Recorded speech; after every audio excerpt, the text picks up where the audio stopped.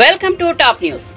దేశ ప్రజల సంపదను కాంగ్రెస్ చొరబాటుదారులకు కట్టబెడుతోందంటూ ప్రధాని మోదీ చేసిన వ్యాఖ్యలపై కాంగ్రెస్ సీనియర్ నేత ప్రియాంక గాంధీ వద్రా మండిపడ్డారు. మహిళల మంగళసూత్రాన్ని కూడా కాంగ్రెస్ వదిలిపెట్టదన్న ప్రధాని వ్యాఖ్యలపై స్పందించిన ఆమె తన తల్లి దేశం కోసం మంగళసూత్రం త్యాగం చేసిందన్నారు. తన అమ్మమ్మ తన బంగారాన్ని యుద్ధం సమయంలో దేశం కోసం ఇచ్చేసిన విషయాన్ని ప్రస్తావించారు. బెంగళూరులో జరిగిన ఓ సభలో ఆమె ప్రజలను ఉద్దేశించి ప్రసంగిస్తూ ఈ కామెంట్స్ చేశారు. इंदिरा गांधी ने अपना सोना जब जंग हुई थी अपना सोना देश को दिया। मेरी मां का मंगलसूत्र इस देश को कुर्बान हुआ है। कैसी कैसी बहकी बहकी बातें पिछले 2 दिनों में अब ये शुरू हुआ है कि कांग्रेस पार्टी चाहती है कि आपके मंगलसूत्र और आपका सोना आपसे छीन ले। 70 सालों से ये देश स्वतंत्र है। 55 सालों के लिए कांग्रेस की सरकार रही है। किसी ने आपसे सोना छीना, आपके मंगलसूत्र छीने। इंदिरा गांधी ने अपना सोना जब जंग हुई थी अपना सोना देश को दिया। मेरी मां का मंगलसूत्र इस देश को कुर्बान हुआ है। और अगर मोदी जी मंगलसूत्र का महत्व समझते तो वो ऐसी अनैतिक बातें नहीं करते। किसान पर कर्ज चढ़ता है तो उसकी पत्नी अपने मंगलसूत्र को गिरवी रखती है। बच्चों की शादी होती है या दवाई की जरूरत होती है तो महिलाएं अपने गहने गिरवी रखती हैं। ये बात ये लोग नहीं समझते। और इसका प्रमाण ये है कि जब नोटबंदी हुई और महिलाओं की बचत इन्होंने ली, इन्होंने कहा कि बैंकों में पहुंचाओ, तब मोदी जी कहां थे? तब मोदी जी क्या कह रहे थे? ले रहे थे आपसे। मणिपुर में एक जवान की बीवी को का वस्त्र हरण करके पूरे देश के सामने चलाया। मोदी जी चुप थे, कुछ नहीं बोले। उसके मंगलसूत्र के बारे में नहीं सोचा उन्होंने। जब देश में उन्होंने कहा कि कल से लॉकडाउन हो जाएगा और सारे मजदूर पूरे देश भर से, बेंगलोर से भी, यूपी, बिहार, अलग अलग जगहों में पैदल निकले क्योंकि इन्होंने ट्रेनें बंद कर दी, बस बंद कर दी। तब जब खाना नहीं मिल रहा था शहरों में, जब कोई चारा नहीं था, तो महिलाओं ने अपने गहने, अपनी बचत गिरवी रखी। तब मोदी जी कहां थे? किसान आंदोलन हुआ, 600 किसान शहीद हुए। उनकी विधवाओं के मंगलसूत्र के बारे में सोचा मोदी जी ने? पलक नहीं झपकाई उन्होंने। और आज चुनाव के लिए, वोटों के लिए महिलाओं को ऐसी बातें कर रहे हैं, डरा रहे हैं ताकि डर के वो वोट दें। शर्म आनी चाहिए उनको, शर्म आनी चाहिए।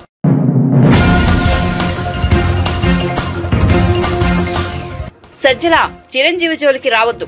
చిరంజీవి పద్మ విభూషణ్ గ్రహీత, దాదాసాహెబ్ ఫాల్కే అవార్డు గ్రహీత.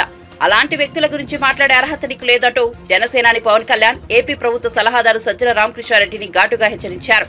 సజ్జల ఆధిపత్య ధోరణి మంచిది కాదు. చిరంజీవి గారి గురించి మాట్లాడేటప్పుడు ఒళ్ళు దగ్గర పెట్టుకుని మాట్లాడమని మాస్ వార్నింగ్ ఇచ్చారు. వైసీపీ వాళ్ళు రేబీస్ వచ్చిన కుక్కల్లా తయారయ్యారని, తమను తోడేళ్లు అంటున్న వారు రేబీస్ వచ్చిన కుక్కలు అని విమర్శించారు. పద్మవిభూషణ్ బిరుదాంకితుడు రజనీకాంత్ గారు కూడా దాదాసాహెబ్ ఫాల్కే అవార్డు గ్రహీత. మీ నైజం ఏంటంటే ఎవ్వరు కూడా ఎవరిని మెచ్చుకోకూడదు. ఉప్పాడలో ఉండే ఒక రైతు మన ఒక మత్స్యకారుడు నా బోటుకి వలలకి రాయితీ ఇవ్వలేదంటే వాళ్ళని బెదిరిస్తాం. దాదాసాహెబ్ ఫాల్కే అవార్డు గ్రహీత పాప ఆయన ఏదో కూర్చొని చంద్రబాబు గారి గురించి మాట్లాడితే ఆయన్ని తిడతాం. పద్మవిభూషణ్ చిరంజీవి గారిని తిడతాం. ఏ ఒళ్ళు కళ్ళు పైకి ఎక్కినాయా మీకు? అంత ఎక్కేసినాయా మీకు?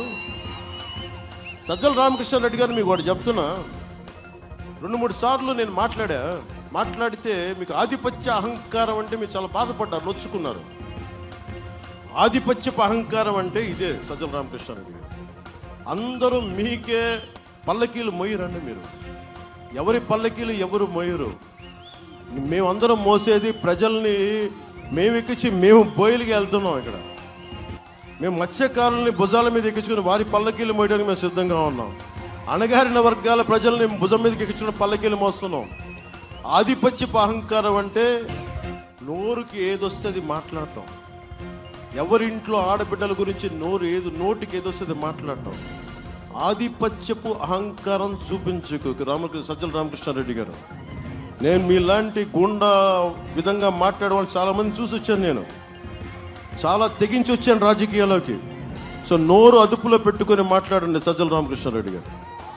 ముఖ్యంగా చిరంజీవి గారి గురించి అనేటప్పుడు ఒళ్ళు దగ్గర పెట్టుకున్న మాట. అందరూ కలిసి అంటే ఒకటి మీద వస్తున్నారు, జగన్ మీద ఎంత బలంగా ఉన్నాడో అని తెలుస్తుంది. ఒక ర్యాబీస్ వచ్చిన ఒక సునకం ఉంటుంది, మనం వెళ్ళిపోయి సింగిల్కి వెళ్ళాం, 5-6 మంది వచ్చారే జాగ్రత్త వాటిల్లో నువ్వు ఇట్రా పట్టు దాన్ని కట్టేసి కూర్చోబెట్టి పక్కన పెడతాను. మీ వైసీపీ ప్రభుత్వం ర్యాబీస్ వచ్చిన ఒక కుక్కలా తయారైంది, ఎవరిని పడితే వాళ్ళని గరిచేస్తుంది. అందుకని మీరు ఏదైనా మాట్లాడితే మీరు మమ్మల్ని హైనాలు తోడేళ్ళు నక్కలు అన్నారు కాబట్టి మీరు ర్యాబీస్ వచ్చిన కుక్కలు మీరు.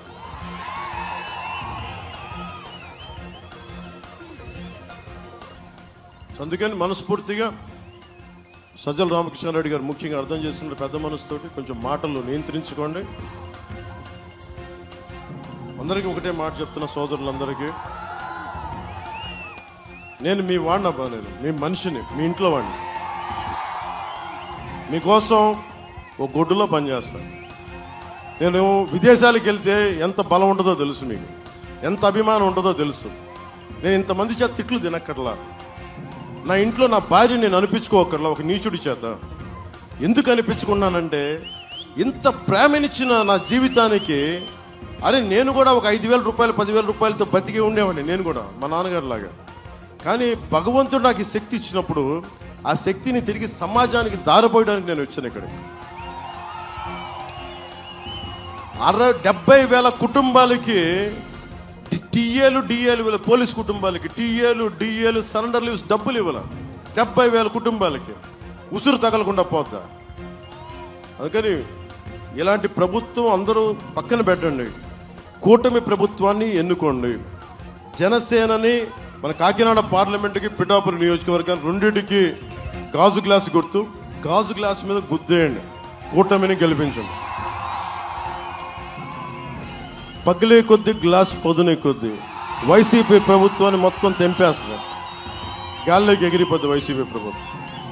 మనస్ఫూర్తిగా మీ అందరికీ మేడల పైన మిద్దెల పైన ఇందాక నుంచి వెనకాల నుంచి నిలబడున్న ప్రతి ఒక్కరికి ధన్యవాదాలు తెలుపుకుంటూ, ముఖ్యంగా ఇక్కడున్న తెలుగుదేశం కార్యకర్తలకి, తెలుగు తమ్ముళ్ళకి, అక్కడ మేడల పైన ఉన్న పెద్దలకి, తెలుగుదేశం నా కార్యకర్తలకి, ఇక్కడున్న మా ఆడపడుచులకి, ఈ కిందున్న మా ఆడపడుచులకి, యువతకి, బుర్రా కృష్ణరాజు గారికి, భారతీయ జనతా పార్టీ అధ్యక్షులు, మేడల పైన ఉన్న మీ అందరికీ, ఇక్కడున్న మా అన్నదమ్ములందరికీ, మత్స్యకార సోదరులందరికీ, చేనేత కార్మిక సోదరులందరికీ, మా ఎస్సీ ఎస్టీ సోదరులందరికీ, మా మైనారిటీ సోదరులందరికీ, ప్రతి ఒక్కరికి ధన్యవాదాలు తెలుపుకుంటూ, కానీ ప్రతి వారాహి సభ, ప్రతి ఉమ్మడి సభ నిజంగా దిగ్విజయంగా చేస్తున్నామంటే ఇక్కడున్న వాలంటీర్స్ పాపం నలిగిపోతారు. మీరు అందరూ మీ అందరికీ ఇన్ని నెలలుగా చేస్తాను. మీ అందరికీ నేను ఉప్పాడ ఈ సభ నుంచి మీ అందరికీ చేతులెత్తి నమస్కరిస్తున్నాను, చేతులెత్తి కృతజ్ఞతలు తెలుపుకుంటాను. నాకు ముఖ్యంగా విజయవంతమైన నామినేషన్ వేసి నాకు అండగా డ్రీమ్స్ మీవి, స్కీమ్స్ మీ బిడ్డ జగన్వి. ప్రతి కుటుంబం, ప్రతి గ్రామం కలలను నెరవేరుస్తూ విప్లవాత్మక పథకాలు, వ్యవస్థలు తీసుకొచ్చాం. 58 నెలల పాలనలో మీ అందరి కలలను నెరవేర్చిన ప్రజాప్రభుత్వాన్ని మరోసారి ఆశీర్వదించి 175 అసెంబ్లీ స్థానాలు, 25 లోక్సభ స్థానాల్లో ఫ్యాన్ గుర్తుపై 2 బటన్లు నొక్కాలని సీఎం వైఎస్ జగన్ పేర్కొన్నారు. మంగళవారం సాయంత్రం విజయనగరం జిల్లా చెల్లూరు వద్ద నిర్వహించిన బహిరంగ సభలో ఆయన ప్రసంగించారు. జరిగింది మీ డ్రీమ్స్ నెరవేర్చే స్కీముల కోసం, వివిధ పథకాల కోసం జరిగింది. ఒక తల్లి కలలు, మీ పిల్లల కలలు, ఒక రైతు కలలు, నా అక్క చెల్లెమ్మల కలలు, నా అవ్వ తాతల కలలు, ఇలా డ్రీమ్స్ మీవి, కలలు మీవి, స్కీమ్స్ నావిగా, పథకాలు మావిగా ఈ 58 నెలల ప్రయాణం జరిగింది. పేదరికం కారణంగా పిల్లల్ని బడికి పంపలేక పని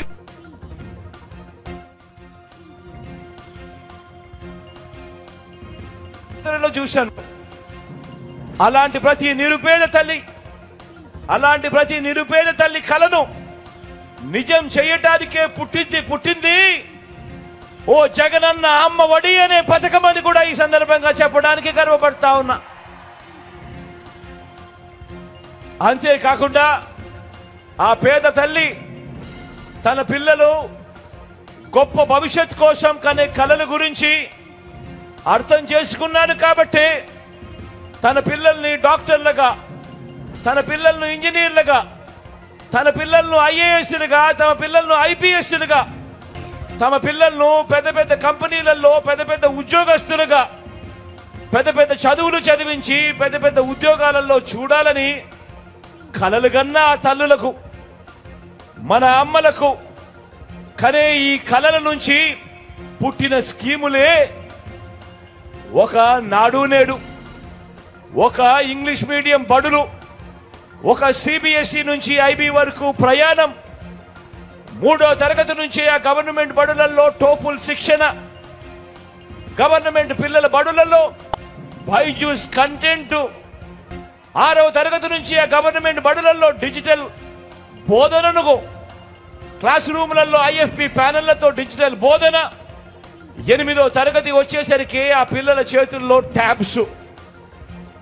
పెద్ద చదువుల కోసం ఏ తల్లి ఇబ్బంది పడకుండా, అప్పుడు పాలయ్యే పరిస్థితి రాకుండా ఈరోజు పెద్ద చదువులు చదువుతా ఉన్న పిల్లలు, ఇంజనీర్లు, డాక్టర్లు, డిగ్రీలు వంటి పెద్ద పెద్ద చదువులు చదువుతా ఉన్న పిల్లలు ఏకంగా 93% మందికి ఈరోజు విద్యా దీవెన, వసతి దీవెన, ఒక డిగ్రీలో కరికులంలో మార్పులు తీసుకొస్తూ విదేశీ విశ్వవిద్యాలయాలలో సర్టిఫైడ్ ఆన్లైన్ వర్టికల్స్ ను ఆ విశ్వ విద్యాలయాలకు సంబంధించిన కోర్సులు మన డిగ్రీలతో అనుసంధానం చేయడం, మన డిగ్రీలలో మ్యాండేటరీ ఇంటర్న్షిప్ తీసుకొని రావడం, ఇవన్నీ కూడా నా అక్క చెల్లెమ్మలు ఆ పిల్లలు కంటున్న ఆ డ్రీమ్స్ నుంచి వచ్చిన మీ జగనన్న స్కీమ్స్ అని కూడా ఈ సందర్భంగా సగర్వంగా తెలియజేస్తా ఉన్నాను. అవునా కాదా అక్క? అవునా కాదా అన్న? చెల్లెమ్మ అవునా కాదా?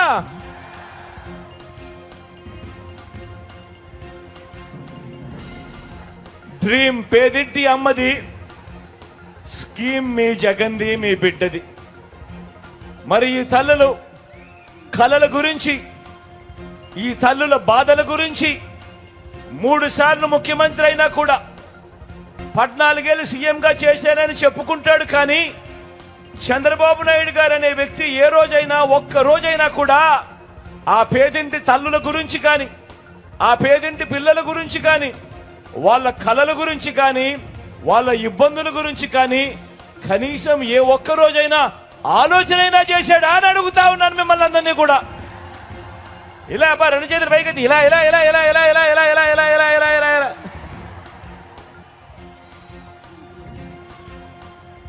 చదివించే తల్లి ఆవేదన, ఆ పేద పిల్లల భవిష్యత్తుకు అండగా ఉండాలన్న ఆలోచన 3 సార్లు సీఎంగా చేసిన చంద్రబాబుకు ఎందుకు రాలేదు అని అంటే, ఎందుకు రాలేదు అని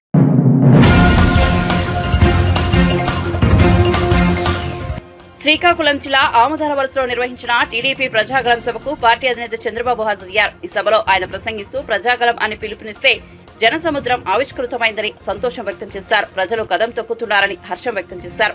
ఈ సందర్భంగా స్పీకర్ తమ్మినేని సీతారాంపై ఆయన తీవ్రస్థాయిలో దుర్మెత్తారు. ఇక్కడున్న డమా బుస్సు నేత పడైపోయిందని ఎద్దేవా చేశారు. అతని ఆటలు, వేషాలు, డ్రామాలు ఇక 19 రోజులేనని పేర్కొన్నారు. ఇక్కడే కోన రవికుమార్, ఆముదాల వలస బుల్లెట్,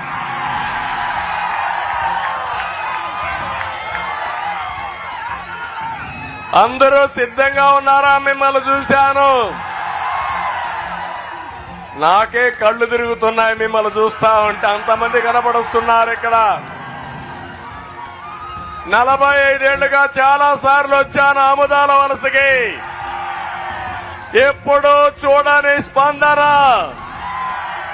దీనికి కారణం ప్రభుత్వ వ్యతిరేకత, అవునా కాదా? ఎట్టున్నారంటే ఎప్పుడెప్పుడా కసి తీర్చుకోవాలని ప్రజలందరూ సిద్ధంగా ఉన్నారు. ఇప్పుడు వస్తున్నాడు ఈయన, ఎవరు సైకో వస్తున్నాడు బస్ వేసుకొని.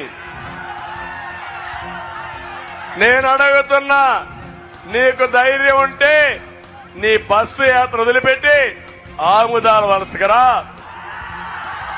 పబ్లిక్ మీటింగ్ పెడతాం, ప్రజలు అడిగే ప్రశ్నలకు సమాధానం చెప్పు, ఆ తర్వాత ఓటు అడగమని చెప్తున్నా.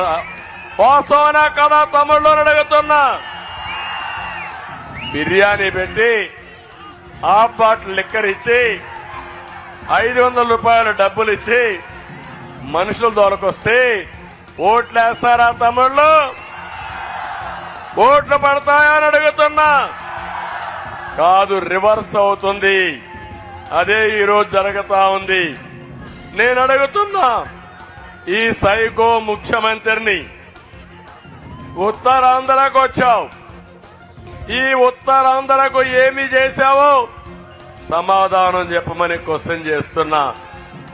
నేను మిమ్మల్ని అందరూ అడిగేది, 1 ఎకరాకు నీళ్లు ఇచ్చాడా తమ్ముడు అని మిమ్మల్ని అడుగుతున్నా.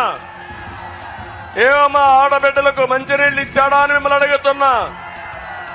మహేంద్ర తన ఆఫ్ షోర్ ప్రాజెక్ట్ ని నేను 553 కోట్లు ఇస్తే జగన్ 5 ఏళ్లలో 1 రూపాయి కూడా ఇవ్వకుండా ఎక్కడ వేసిన పని అక్కడే ఉండిపోయే పరిస్థితి వచ్చింది. నేను అడుగుతున్నా, నేను గానుంటే వంశధార నాగావళి అనుసంధానం పూర్తయ్యేదా లేదా అని మేము అడుగుతున్నాను. అది పూర్తి చేసుంటే ఆమిదాల వలస బాగుపడేది. నా కళ అది. అది చేయకుండా దుర్మార్గుడు అది కూడా నిలిపేసే పరిస్థితికి వచ్చాడు. నేను ఆ రోజు ఉత్తరాంధ్రకు 2000 కోట్లు ఖర్చు పెట్టాను. జగన్, నువ్వు ఇక్కడికి వస్తున్నావు, ఎంత ఖర్చు పెట్టావని అడుగుతున్నా. నువ్వు పెట్టింది తమ్ముళ్ళు, మా తమ్ముళ్ళు చాలా హుషారుగా ఉన్నారు. నాకంటే ముందుగా మా తమ్ముళ్ళు నేను ఎప్పుడెప్పుడు సీఎం కావాలన్నా,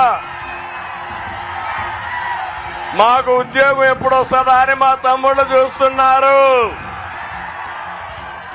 తమ్ముళ్ళు, జాబు రావాలంటే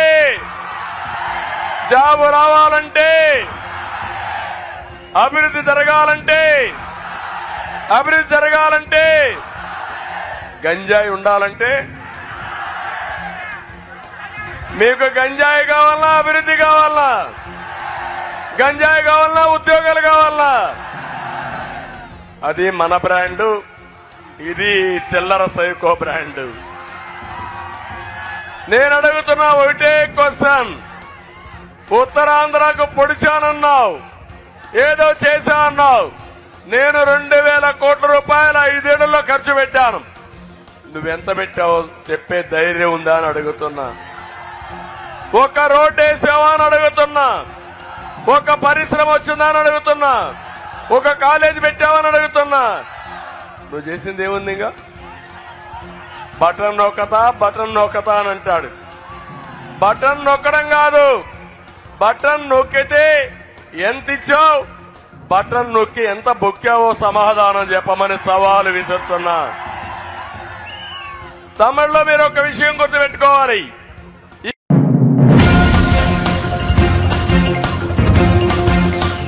బీఆర్ఎస్ నేతలు మొదట తన పార్టీ ఎమ్మెల్సీ కవితకు బెయిల్ ఎలా తెచ్చుకోవాలో ఆలోచిస్తే బాగుంటుందని మంత్రి కోమటిరెడ్డి వెంకటరెడ్డి చురకలనిచ్చారు. తనతో 20 మంది కాంగ్రెస్ ఎమ్మెల్యేలు టచ్ లో ఉన్నారని కేసీఆర్ చెబుతున్నారని, కానీ తాను పిలిస్తే 25 మంది బీఆర్ఎస్ ఎమ్మెల్యేలు కాంగ్రెస్ పార్టీలోకి వస్తారన్నారు. మంగళవారం ఆయన మీడియాతో మాట్లాడుతూ లోక్సభ ఎన్నికల్లో బీజేపీ 2 లేదా 3 సీట్లు గెలుచుకోవచ్చునని జోస్యం చెప్పారు. మెదక్లో బీఆర్ఎస్ 3వ స్థానంలో నిలుస్తుందన్నారు. BRS 1 seat గెలవలేదన్నారు. 64 మంది ఉన్నాం మేము, 45 వచ్చింది బీఆర్ఎస్ వాళ్ళు. మేము రమ్మంటే మొత్తం 25 మంది ఇప్పుడే వస్తట్టు.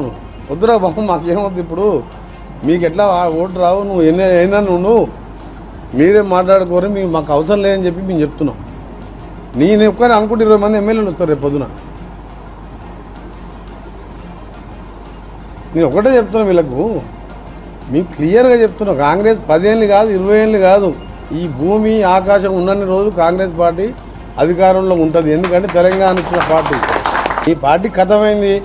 ఎట్లా బెయిల్ తెచ్చుకోవాలో చూసుకోరు. అందరు ఫ్యామిలీ పోయి ఢిల్లీలో కూర్చోరి, వాళ్ళని వీళ్ళని కాళ్ళు వేలు పట్టుకోరి. ఇవాళ అక్కడ బీఆర్ఎస్ ఇప్పుడు బీజేపీ క్యాండిడేట్ ఉన్నారు, టీఆర్ఎస్ క్యాండిడేట్ ఉన్నారు భువనగిరిలో, నల్గొండల. వీళ్ళు సర్పంచ్ పనికొస్తారు. వీళ్ళు బీజేపీ క్యాండిడేట్ ఉన్నాడు, ఒకసారి ఏదో గాలి వచ్చి ఎమ్మెల్యే అయ్యిండు ఉత్తమ్ కుమార్ రెడ్డి మీద. ఆయనకి డిపాజిట్ వస్తుందా? ఇక్కడ ఆయనకి డిపాజిట్ రాదు. ఈయన సర్పంచ్ కూడా గెలవడు. ఇక్కడ నల్గొండ అభ్యర్థి మన ఆయన వాళ్ళ తమ్ముడిగా పోటీ చేసిన ఆయన ఎన్ని ఓట్లు వచ్చినాయి? నాకు వచ్చినంత మెజార్టీ అన్ని ఓట్లు కూడా రాలే. ఈయనంటే ఈయన ఎంపీగా అవుతారంట. వాళ్ళ ఊళ్ళో పోయి సర్పంచ్ అయితే తెలుస్తుంది. బీజేపీ ఎప్పుడైతే మోడీ నిన్న మాట్లాడిన మాటలు, చేసిన మోసాలు 10 ఏళ్ళల్లో 2 కోట్ల ఉద్యోగాలు పోయినాయి, 10 లక్షల అకౌంట్ అని చెప్పి ఇవాళ హిందువులను రెచ్చగొడుతున్నాం. కూటమి గెలిస్తే హిందువుల ఆస్తులు తీసుకొని ముస్లింలు పంచిపెడతారని అంత పచ్చి అబద్ధంతో ఇవాళ హిందువులలో కూడా మోడీ మీద వ్యతిరేకత మొదలైంది. ఎంత ఓట్ల కోసం ఉన్నా సరే ఇట్లా జాతుల మధ్య మత ఘర్షణలు ఇచ్చే విధంగా ఈ విధంగా మాట్లాడడం తప్పని చెప్పి ప్రజలే అనుకుంటున్నారు. పార్టీ రేపు ఆయన బస్సు యాత్రని కట్టబట్టుకొని వెళ్ళిన ఒక ముసలాయన నల్గొండ జిల్లాని నాశనం చేసి కృష్ణా నీళ్ళన్న జగన్మోహన్ రెడ్డికి అప్పచెప్పి మీరిద్దరు లాలూచిపడి రాయలసీమ లిఫ్ట్ ఇరిగేషన్ కానీ, ముచ్చుమర్రి లిఫ్ట్ ఇరిగేషన్ కానీ, పోతిరెడ్డిపాడు 80,000 క్యూసెక్స్కు తీసుకుపో, నేను తేలిపాండు గోదావరి నీళ్ళు తీసుకొచ్చి సాగర్ నింపుతా అని చెప్పి నీ తెలివి లేని పనికి ఇవాళ మొత్తం నాశనం అయిపోయింది. ఇలా కరువు తీసుకొచ్చిందే నువ్వు మొత్తం దక్షిణ తెలంగాణ. అందుకనే నీకు ఇప్పుడు ఇంతకుముందు చెప్పినాను, మళ్ళీ చెప్పాం.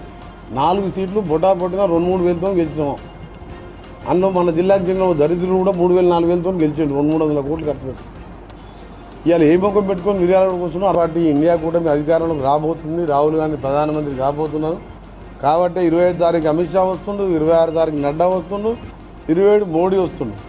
ఎందుకంటే నార్త్ ఇండియాలో మన మొదటి ఫేజ్లో జరిగిన 104 ఎన్నికల్లో మాకున్న ఎగ్జిట్ పోల్ కానీ, మా పార్టీ కానీ, ఇతర సంస్థలు కానీ చెప్పింది ఏంటంటే వాళ్ళ బీజేపీలో పోయినసారి కంటే సగం సీట్లు తగ్గిపోయినట్టు ఎగ్జిట్ పోల్ ఉంటుంది కదా.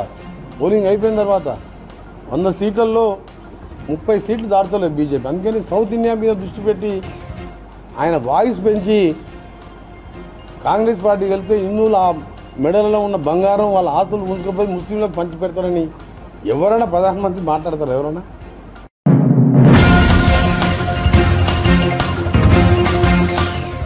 ఐదేళ్లలో ఒక్క జాబ్ క్యాలెండర్ కూడా ఇవ్వలేని జగన్ మళ్లీ ప్రజల్ని మోసం చేయడానికి సిద్ధమంటున్నారని ఏపీపీసీసీ అధ్యక్షులు వైఎస్ షర్మిల ఎద్దేవా చేశారు. ప్రజల అవసరాలు పట్టించుకొని వైఎస్ఆర్సీపీ ఎమ్మెల్యేలకు జనం ఎందుకు ఓట్లు వేయాలని ప్రశ్నించారు. బాపట్ల జిల్లా కర్లపాలెంలో జరిగిన బహిరంగ సభలో ఆమె ప్రసంగించారు.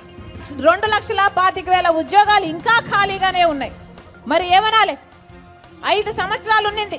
5 సంవత్సరాలలో ఎప్పుడు భర్తీ చేయకూడదు? మరేం చేశారన్నా? 5 సంవత్సరాలు వీళ్ళు పని చేసినట్ట? 5 సంవత్సరాలు ఏం చేశారు? గుడ్డి గుర్రాలకు పళ్ళు దోమారా? గాడిదలు కాసారా? ఏం చేసినట్టు ఆలోచన చేయండి. మెగా డిఎస్సీ ఇస్తానన్నాడు జగన్మోహన్ రెడ్డి గారు. టీచర్ ఉద్యోగాలు 23,000 ఉద్యోగాలు ఖాళీగా ఉంటే 6,000తో ఒక దగా డిఎస్సీ 6,000తో నోటిఫికేషన్ ఇచ్చారు. అది కూడా ఇక ఎన్నికలు 2 నెలలు ఉన్నాయనంగా 5 సంవత్సరాలలో ఎప్పుడు ఇచ్చిండకూడదు నోటిఫికేషన్? ఆఖరికి 2 నెలలు ఉందనంగా నోటిఫికేషన్ ఇస్తే ఈ పరీక్షలు ఎప్పుడు కావాలి? వాళ్ళకు ఉద్యోగాలు ఎప్పుడు రావాలి? ఇదేమన్నా అయ్యేనా సచ్చేనా? 5 సంవత్సరాలు ఏం చేశారు? ఆఖరికి కుంభకర్ణుడైనా 6 నెలలు నిద్రపోతాడు, 6 నెలలు బంద్ చేస్తాడే. మరి జగన్మోహన్ రెడ్డి గారు ఏం చేశారు? 5 సంవత్సరాలు నిద్రపోయారు, 5 సంవత్సరాలు కోటలు కట్టుకుని బతికారు. ఇప్పుడు ఎలక్షన్లు వచ్చాయి కాబట్టి ఇప్పుడు నోటిఫికేషన్లు ఇస్తాడట. ఇప్పుడు సిద్ధమని బయలుదేరారు. దేనికి సిద్ధం అమ్మా? మళ్ళీ 20 లక్షలు ఇల్లు కడతానని చెప్పి పేదలను మోసం చేయడానికి సిద్ధమా?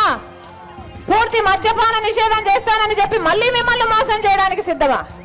ఏం చెప్పారమ్మా జగన్మోహన్ రెడ్డి గారు? 5 సంవత్సరాల క్రితం పూర్తి మద్యపాన నిషేధం చేస్తానని చెప్పలేదా? మరి రాజశేఖర రెడ్డి గారి కొడుకే మాట తప్పని మడమ తప్పని రాజశేఖర రెడ్డి గారి కొడుకు అయ్యుండి పూర్తి మద్యపాన నిషేధం చేయకపోతే నేను వచ్చి ఓట్లే అడగనన్నాడు కదా జగన్మోహన్ రెడ్డి గారు. చేశాడా పూర్తి మద్యపాన నిషేధం? అయిందా తల్లి? మేనిఫెస్టోలో పెడుతున్నాను అన్నాడు. మేనిఫెస్టో అంటే నాకు బైబిల్తో సమానము, ఖురాన్తో సమానము, భగవద్గీతతో సమానం అని చెప్పాడే జగన్మోహన్ రెడ్డి గారు. ఈరోజు సర్కారే అంటే జగన్మోహన్ రెడ్డి గారు స్వయంగా తయారు చేసి చేసి అమ్ముతున్న మద్యమే అమ్ముతున్నారు ఈరోజు మన రాష్ట్రం. ఏమమ్ముతున్నారు? భూమట, స్పెషల్ స్టేటస్ అట, డిఎస్సి అట, క్యాపిటల్ అట, అంతా మొత్తం నాసి రకం మందు తాగి పక్క రాష్ట్రాల కంటే మన రాష్ట్రంలో 25% మంది ప్రజలు ఎక్కువ చచ్చిపోతున్నారు. కిడ్నీలు, లివర్లు చెడిపోయి. ఎవరు చెక్ చేస్తున్నారు? ఒక హెల్త్ చెకప్ లేదు, ఒక క్వాలిటీ చెక్ లేదు. ఏమన్నా పద్ధతా పాడా? సర్కారే అమ్ముతుంది ఇలాంటిది. వాళ్ళు ఏది అమ్ముతే అదే కొనాలట, వాళ్ళు ఎంతకు అమ్ముతే అంతకే కొనాలట. ఇది ఎక్కడ పద్ధతి? మళ్ళీ చెప్తున్నాం, వీళ్ళు కాదు రాజశేఖర రెడ్డి గారి ఆశయాలను నిలబెట్టేది.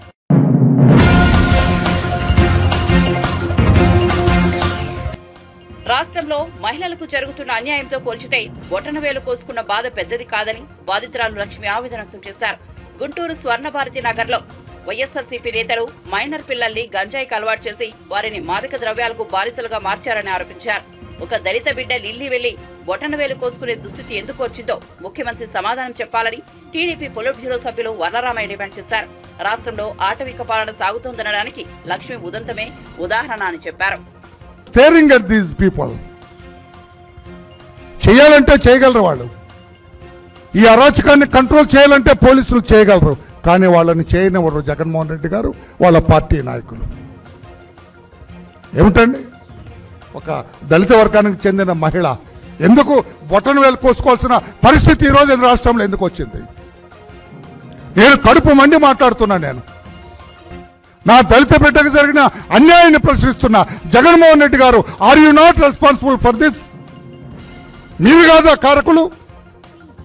ఎందుకు ఆమె ఢిల్లీ వెళ్ళవలసి వచ్చింది? ఢిల్లీ పురవేతుల్లో ఎందుకు గగ్గోలు పెట్టవలసి వచ్చింది? ఆంధ్రప్రదేశ్ రాష్ట్రంలో శాంతి పద్ధతులు లేవు. ఆంధ్రప్రదేశ్ రాష్ట్రంలో మహిళలకు రక్షణ లేదు. ఆంధ్రప్రదేశ్ రాష్ట్రంలో మా దళిత బిడ్డలందరూ కూడా అన్యాయం అయిపోతున్నారు.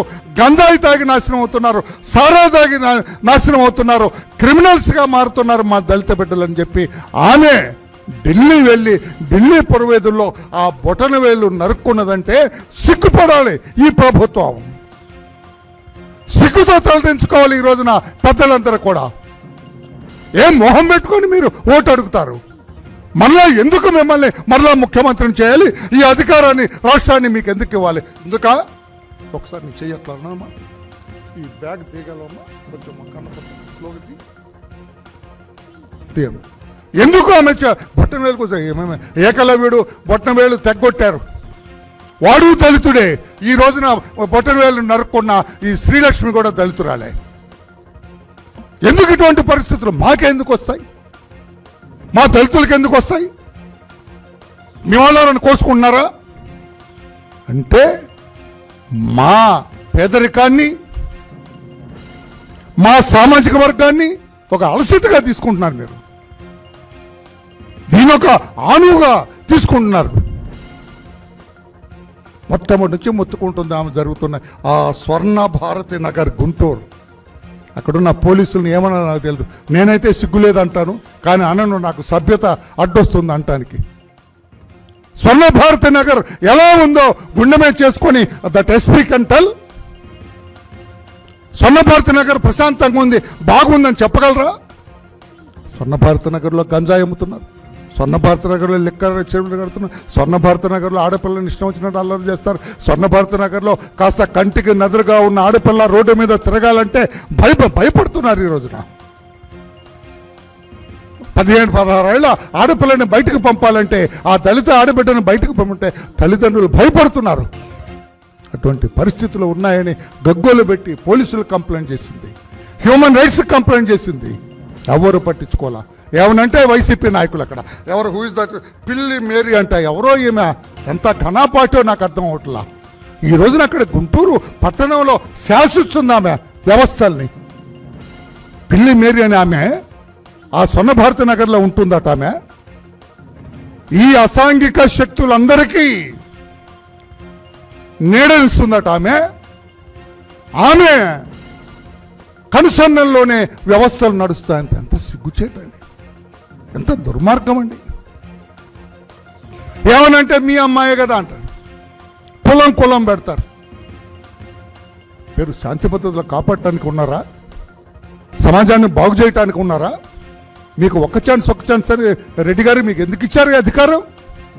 రాష్ట్ర ప్రజలందరూ మా బిడ్డల్ని నాశనం చేయటానికా? మా బిడ్డల్ని గంజాయి తాగమని నేర్పటానికా? మా బిడ్డల్ని సారా మత్తులో ముంచటానికా? మా ఆడపిల్లలు స్వేచ్ఛగా తిరిగే హక్కు లేదా? What is this nonsense? ఎక్కడికి వెళ్ళాలి? నాకు చాలా బాధేసింది ఆమె. ప్లీజ్, ఎందుకు ఆమె చేయి నరుకోవాల్సి వచ్చింది? ఆటవిక సమాజంలో ఉన్నావా, ఆధునిక సమాజంలో ఉన్నావు? మనం ఆటవిక సమాజానికి మారు పేరు 5 ఏళ్ల జగన్మోహన్ రెడ్డి గారి పరిపాలన అంటాను. కాదని చెప్పే ధైర్యం ఎవరికైనా వైసీపీ నాయకులకు ఉందా? మీరు చెప్పగలరా ముఖ్యమంత్రి గారు? ఈ రోజున ఈ కోపూరి శ్రీలక్ష్మి గారు ఢిల్లీ పురవేతల్లో